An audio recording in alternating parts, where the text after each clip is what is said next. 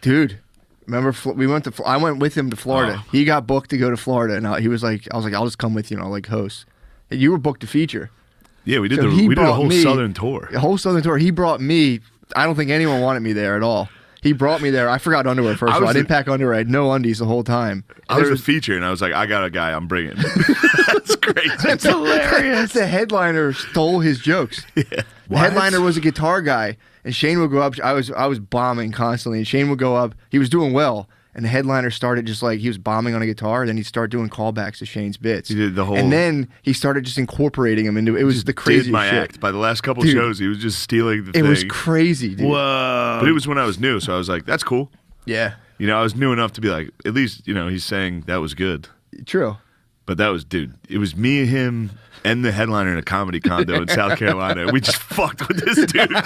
He sucked so fucking bad, dude. we were in a back green room, and there was like a plastic. You know, the plastic is supposed to look like crystal. Yeah. It was like plastic, like table stuff with lunch meat, and this guy's just crushing bologna, being like, "Guys, I'm on the road all the time. I can get pussy anytime I want." We're like, "Okay, dude." Because he was like, "Man, if I was your guys' age, if I was single like you guys, I'd be getting pussy too. I could go out there and get pussy if I wanted, but I'm not gonna." Like, dude, he was standing eating lunch meat on a tray in a club in South Carolina. It's a guitar act. Yeah, we're in like a closet, like a Mexican bowling alley. He's like, "Dude, I could clean up out there, dude. You guys have no idea." We're like, dude. Oh God. Pretty sure you're just crying when we came in here. He was absolutely. That was a fun fucking trip, dude. That was so fun. It was so funny. Me and him were young and just bullying a headliner, just fully like, "Oh, is that what you said?" Back in the condo, and he'd be like, "Yeah, that is." Those weird headliners that like dude, no one knows who they are, but they can kind of headline, and they go to some places and they've been doing it way too long. Yeah, it's terrible. They can achieve this very high level of toxic bitterness. It's Sith. Yeah, you're around them, and then they have a couple beers, and they start looking at you sideways, dude. And they tried it. They're like, "Oh, dude, that was the guy." He was like, "Oh, you guys are doing a podcast." All right. I guess we'll see, huh? Just don't waste your time. Fucking dickhead, dude.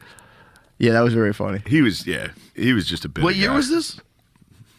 Fuck, man. 16, Yeah. 15. But in his defense, back then, how many podcasts were there? I don't know. I think people had already figured out that you could make money off of it. Yeah. By 15, yeah.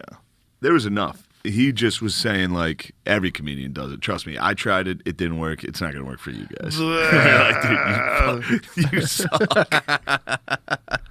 I think the market's oversaturated now, but I still think people should do it.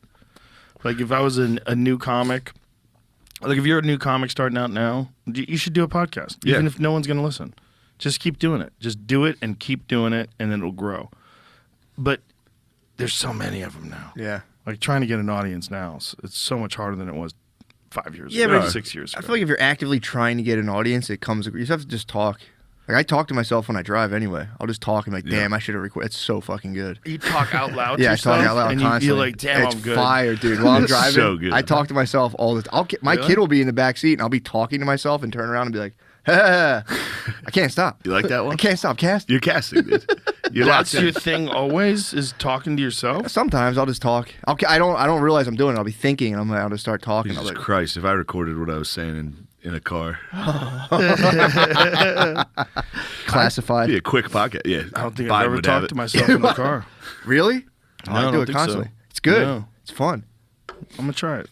Yeah, dude. Like talking out loud? Yeah, it's talking to yourself. It'd be a good way to do That's a fucking podcast. crazy. Like, Yeah, if you had a Tesla, especially if you have a quiet car, you could like set up a camera and just do a podcast while you're driving.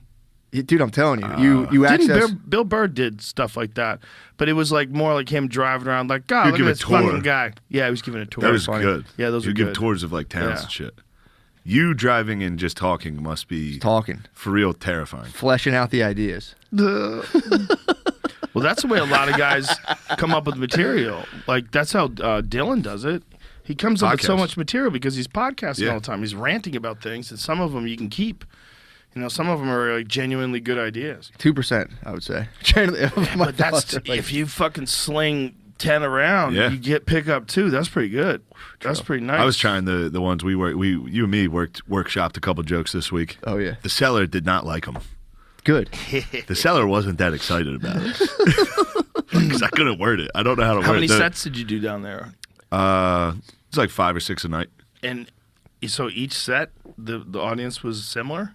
I probably tried it twice and then scrapped it because I was talking to me and Matt did a podcast that day and we were talking about if there was like a parent sex like pride parade, like if you're see, it doesn't work. No, if your parents flaunted their sexuality The way gay people do it at the pride parade, like if it was your dad and your mom on a float, like, and even a gay guy would be like, ew.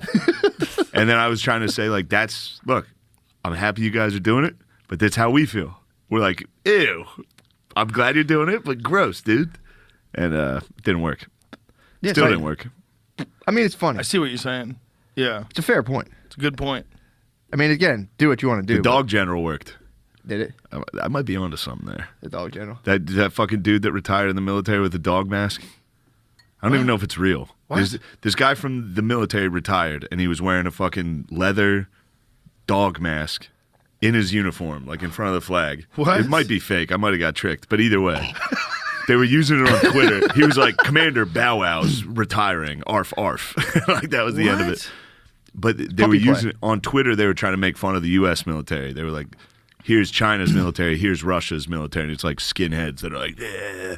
And then here's ours. It's a bunch of trans people and the dog guy. And the joke is, for real, that's absolutely more terrifying. Like, that's a truly scary military. That we had a furry with fucking missiles behind them. Yeah. That's like an actual lunatic.